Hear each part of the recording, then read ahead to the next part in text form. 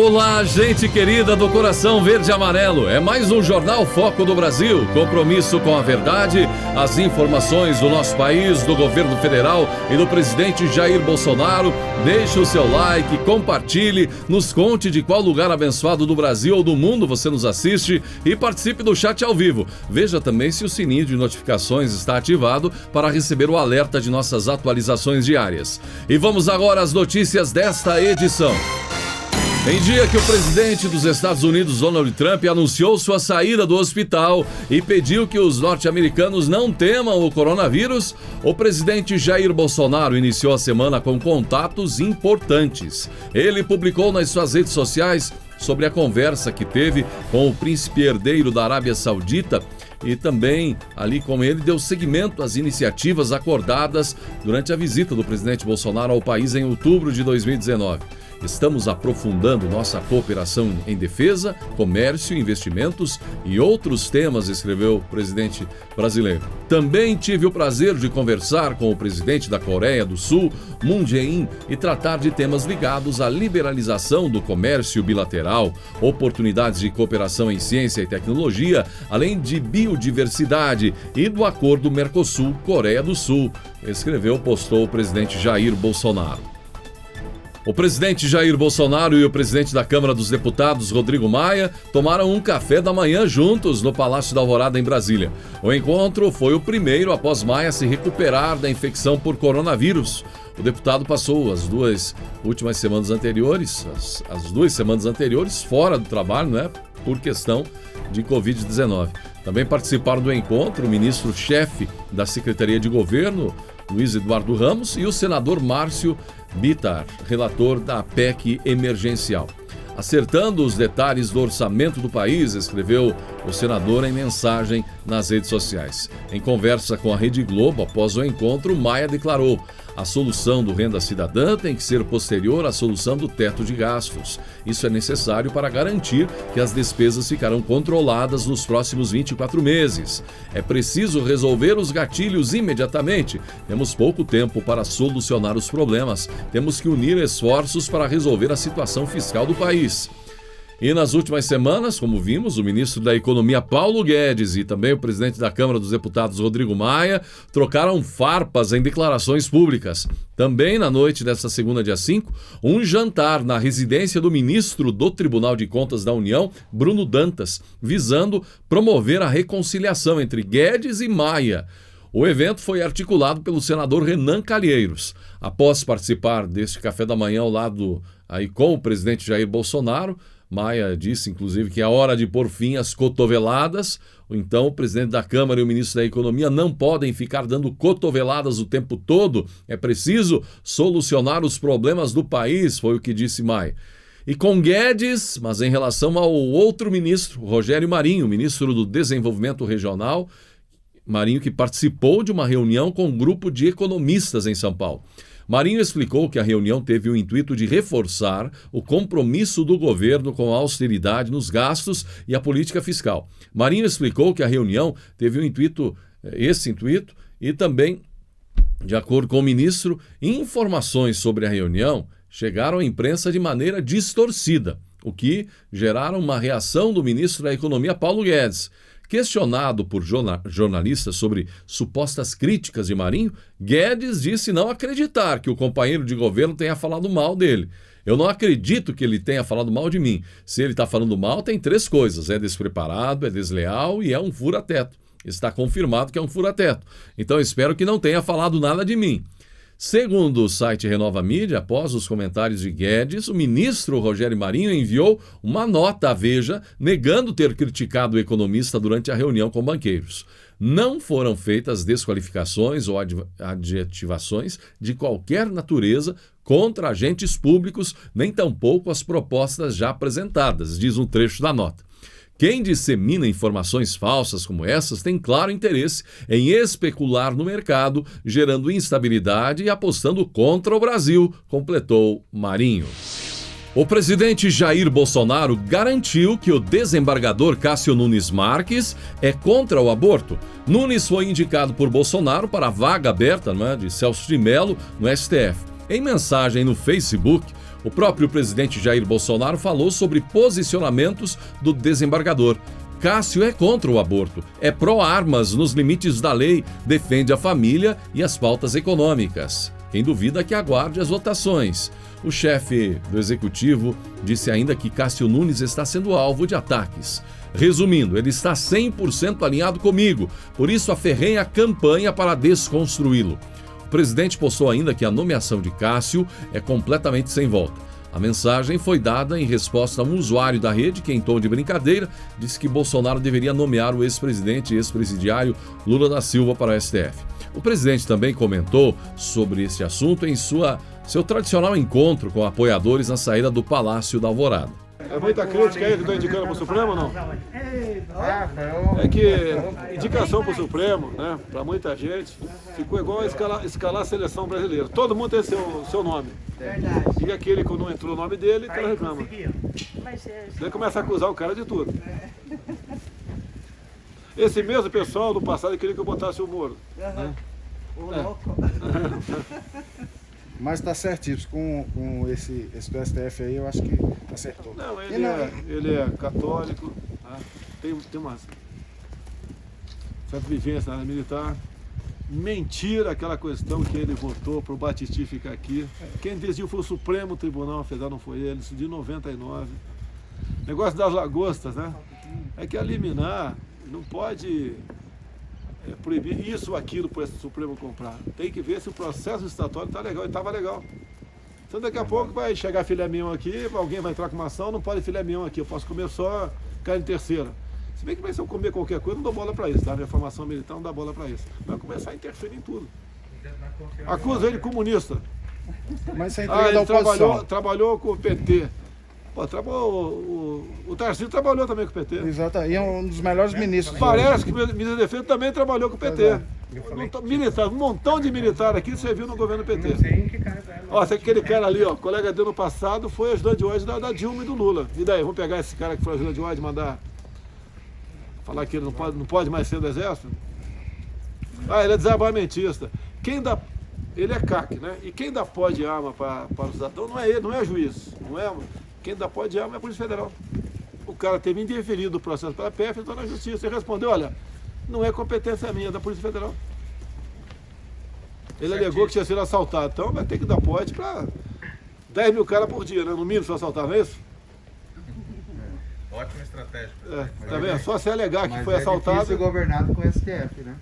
Não entra no detalhe, não entra no detalhe. É um poder que eu tenho, eu respeito. Com quem eu tomei café agora, quem sabe? Rodrigo Maia. E daí? Tô errado? Não. Quem é que faz a pauta na Câmara? Gente, enquanto ainda repercute, principalmente entre alguns apoiadores mais polêmicos do presidente, a nomeação de Cássio Nunes, dando o que falar, mas o Brasil segue adiante, segue em frente, o governo também. Segundo informações, o indicado ao STF não era um desconhecido do presidente Bolsonaro. Dizem que o presidente já o consultava há um bom tempo sobre assuntos importantes, sempre consultas positivas, com boas orientações de Cássio Nunes. Assuntos relacionados ao STF, inclusive. Sobre Dilma ter influenciado sua carreira, é importante realçar que o PT mandou no Brasil por quase 20 anos. Isso é muito tempo, ou seja, realmente em quase tudo tem um dedo petista. Você talvez até tenha votado no PT. O próprio presidente Jair Bolsonaro, enquanto deputado, ao longo dos 2 mandatos de Lula, durante os 2 mandatos, aliás, 1 mandato e pouco aí da Dilma, quantas vezes o próprio Bolsonaro não deve ter votado favorável aos governos petistas? Os próprios desembargadores do TRF4, 2 reconhecidos porque aumentaram a pena de Lula, foram nomeados por Dilma. E um dos mais queridos ministros do governo Bolsonaro, o Tarcísio, ele ocupou uma elevada posição no DENIT, no governo Dilma, e depois um tempo no governo Temer. Há quem reconheça que um nome mais moderado, como é o nome de Cássio Nunes, possa envergar posicionamentos do STF em relação a temas importantes para o país e, de repente, não se saberia ao certo se esses temas passariam no STF. E também temas importantes para os conservadores. E aqui a lembrança de que o STF já mudou o posicionamento agora há pouco quanto às privatizações das refinarias da Petrobras, que agora não precisarão do aval do Congresso, ao contrário do que havia sido decidido no ano passado pelo próprio STF. E claro, o compromisso do governo contra a corrupção continua, o governo do Bolsonaro chegando a quase 2 anos sem escândalos. Mas é claro, a polêmica, a pressão, grandes ainda também na base de apoio do governo. E por fim, um ministro que conhece muito bem o presidente, o Onyx Lorenzoni, publicou um vídeo em apoio ao presidente Jair Bolsonaro. Na legenda ele diz: confie no Senhor de todo o seu coração e não se apoie em seu próprio entendimento. Provérbios 3:5. Feliz é a nação cujo Deus é o Senhor. Confiar é importante, fundamental e preciso. Aqui na Bíblia, em Provérbios 3:5, diz: confiará de todo o coração no Senhor teu Deus e não te apoiará no teu próprio entendimento. Quando ninguém acreditava ser possível, quem é que andou pelo Brasil, nos levantando a todos para que nós pudéssemos mudar o Brasil? Para que nós pudéssemos vencer o PT. Tinham 7 segundos, não vai dar. Veio aquele militante solista que deu a facada quando ele estava nos braços do povo. Deus o protegeu e para a sua glória o livrou da morte. Ele montou o governo sem nenhum presidencialismo de coalizão, sem lotear cargo, de forma técnica, e foi vencendo e comprovando em cada momento que com fé e com trabalho o propósito ficava cada dia mais forte de mudar e transformar o Brasil. Meus irmãos de fé, lembrar neste momento o quanto é importante a confiança para um presidente e quanto é importante para o povo confiar no seu líder. Portanto, quero lembrar a palavra bíblica: feliz a nação cujo Deus é o Senhor. E Bolsonaro é um homem de Deus, é um homem de fé. Portanto, unidos, irmãos, fechados com Bolsonaro para mudar o Brasil. E também nas redes, o vereador Carlos Bolsonaro, sem citar nomes, rebateu as declarações de Janaína Pascoal, que defendeu que Sérgio Moro deveria ser o indicado ao STF. De acordo com ela, se Bolsonaro tivesse um pensamento estratégico, colocaria Moro no STF. Para a deputada estadual de São Paulo, tal indicação cumpriria os requisitos constitucionais, agradaria grande parte dos eleitores do presidente e ainda retiraria um opositor do cenário em 2022. Após essas palavras, esse questionamento, o Carlos Bolsonaro rebateu e disse que Sérgio Moro, a quem ela defendeu, já chegou a relativizar o aborto, além de ser desarmamentista. Só lembrando, será que uma certa amada sabe que seu certo queridinho biografado em uma tese relativizou o aborto? É desarmamentista e em seu meio posta um apoio à ideologia de gênero?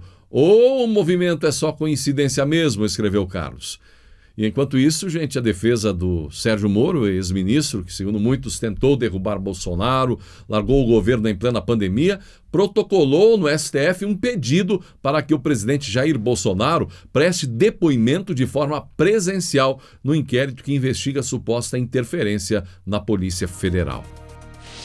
O ministro da Infraestrutura, Tarcísio de Freitas, é reconhecido pelo seu trabalho incansável e sua paixão pelo que faz em prol do Brasil. Em um vídeo que circula nas redes, Tarcísio chorou, mostrou todo o seu amor pelo trabalho, foi às lágrimas ao se emocionar com tudo que vem sendo feito pelo Departamento Nacional de Infraestrutura de Transportes, DENIT, no governo do presidente Bolsonaro. Um verdadeiro exemplo de amor ao Brasil. Que tinha ido bem quando eu tinha sido diretor do DENIT. Então isso já saiu da minha cabeça, porque o que eu tenho visto o DENIT fazer, eu nunca vi. Eu fico impressionado, fico emocionado. Está acontecendo. Valeu,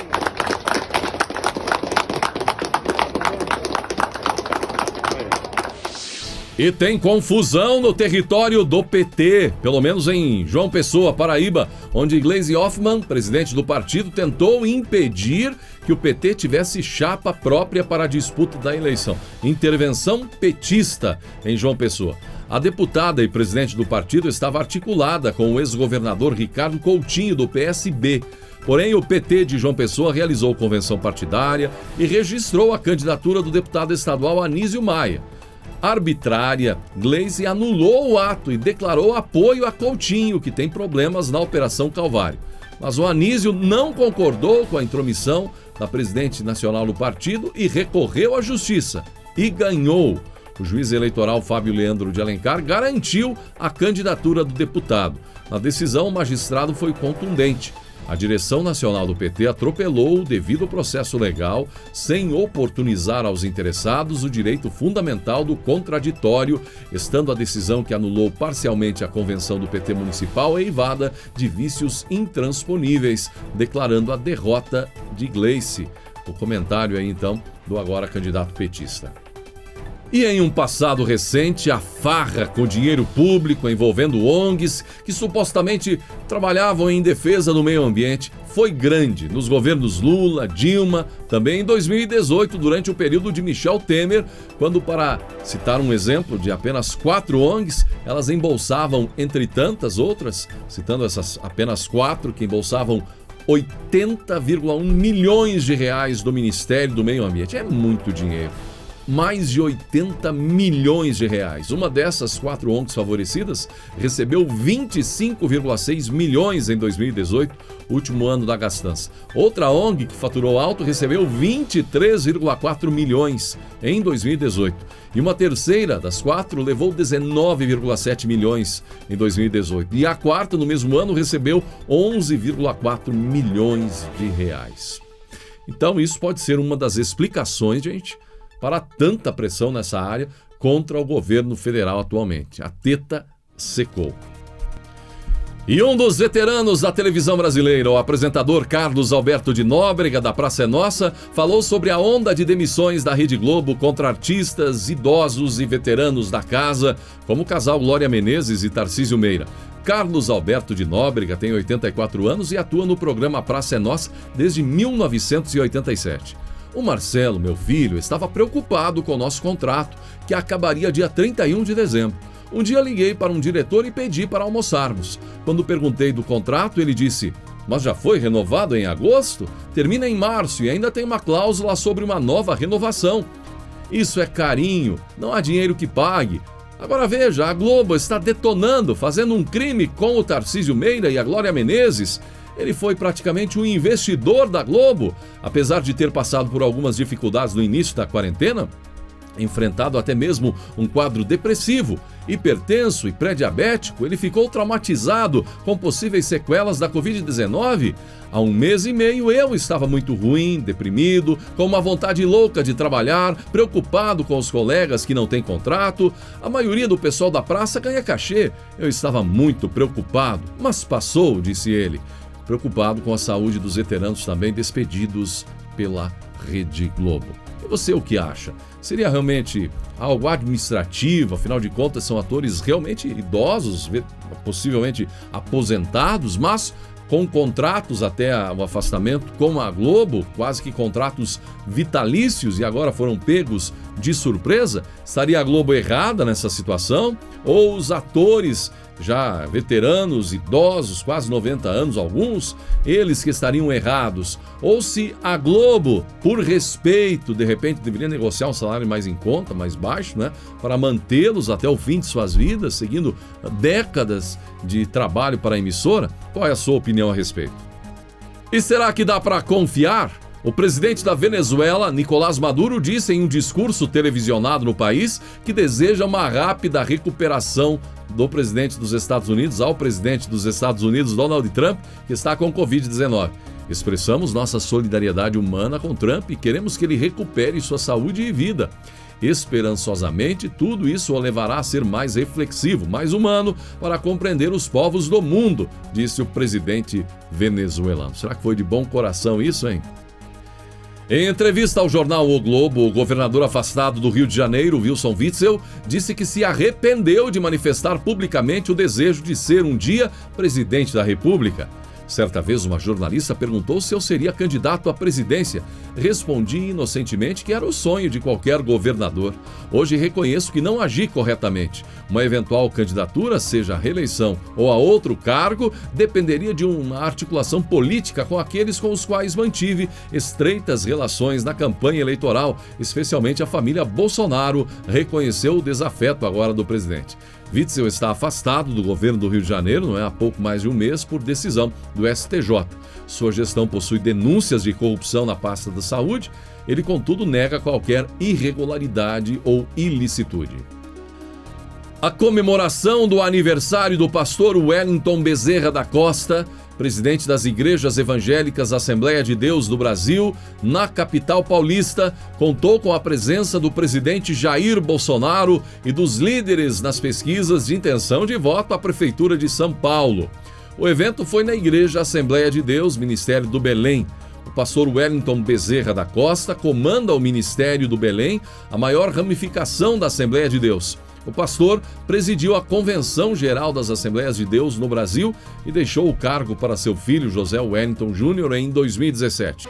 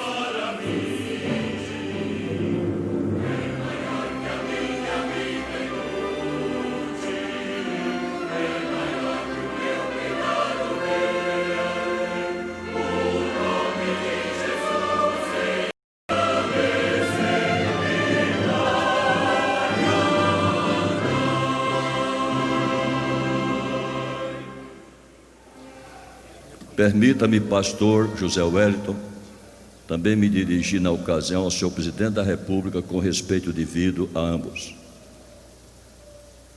No livro do profeta Isaías, no capítulo 52, está escrito: quão suaves são sobre os montes os pés do que anuncia as boas novas, que faz ouvir a paz, que anuncia o bem, que faz ouvir a salvação, que diz a Sião: o teu Deus reina.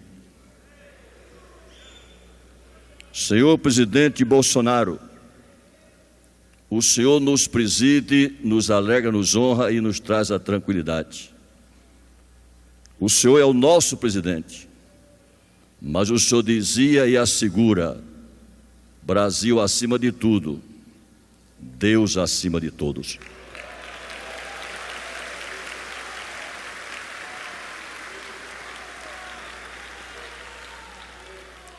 O Senhor nos preside, mas Deus reina. E é a Ele que estamos cultuando nesta noite. E o Senhor e a sua digna esposa junto conosco, cultuando nesta noite. E a Ele toda a glória, toda a honra, todo o poder, louvor e ação de graças, hoje e para todo sempre. E Deus lhe abençoe. Eu quero nesse momento agradecer a Deus pela prorrogação da minha vida. E tenho certeza que isso só aconteceu porque Ele tinha uma missão para mim. Eu assumi um compromisso com vocês, nossos irmãos. Vamos ter no Supremo Tribunal Federal um ministro terrivelmente evangélico. Agora, mais ainda, alguns, um pouco precipitados, achavam que devia ser a primeira vaga, que eu acabei de indicar. A segunda vaga, que será em julho do ano que vem, com toda certeza, mais que um terrivelmente evangélico. Se Deus quiser, nós teremos lá dentro um pastor.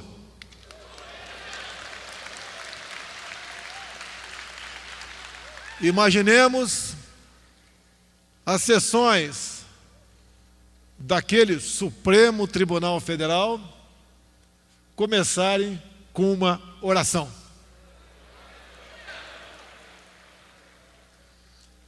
Tenho certeza de uma coisa: isso não é mérito meu, é a mão de Deus.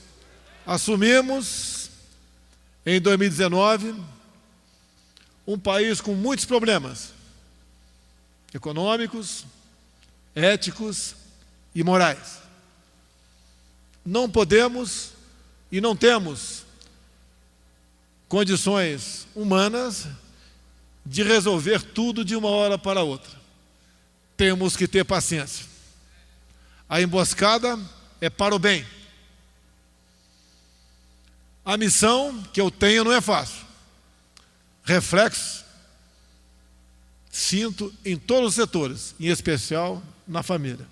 Prezado José Wellington, muito obrigado por me ofertar nesse momento este microfone, que está falando com milhões de pessoas em todo o Brasil, quiçá alguns fora do Brasil, porque essa oportunidade é ímpar.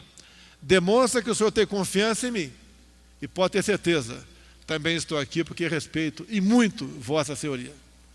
A todos, estamos juntos. Uma andorinha sozinha não faz verão, mas estas andorinhas todas juntas, o verão já chegou. Mais que esperança, eu tenho certeza que lá na frente, quando deixar a presidência, eu deixarei um país muito, mas muito melhor do que aquele que eu recebi em janeiro do ano passado. Porque eu tenho certeza que essa é a vontade de Deus. E atenção, você acessa agora mais uma emocionante reflexão. Para assistir, clique no vídeo que está aparecendo e assista uma bela lição de vida. Clique agora, assista mais uma reflexão no canal Reflexões e faça sua inscrição no canal. E que Deus abençoe a você e a sua família.